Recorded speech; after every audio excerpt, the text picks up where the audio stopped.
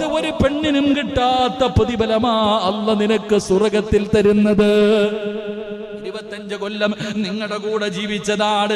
എന്തെങ്കിലും എന്റെ ഭാഗത്ത് നിന്ന് വന്നു പോയിട്ടുണ്ടെങ്കിൽ പൊരുത്തപ്പെടണേ എന്ന് പൊരുത്തം ചോദിച്ച ഭാര്യയോട് പറയുകയാ, നിനക്ക് അല്ലാഹു സ്വർഗ്ഗത്തിൽ തരുന്ന പ്രതിഫലം ലോകത്ത് ഒരു പെണ്ണിനും കിട്ടൂല. മുത്തിന്റെ ഒരു കൊട്ടാരം, മുത്തിന്റെ ഒരു കൊട്ടാരം. എന്തിനെന്നറിയോ? അല്ലാഹുവേ 25 കൊല്ലം എന്റെ കൂടെ ജീവിച്ചിട്ട് ഒരിക്കൽ പോലും എന്റെ മുന്നിൽ ശബ്ദമുയർത്താത്തതിന് അല്ലാഹു തരുന്ന സമ്മാനമാ.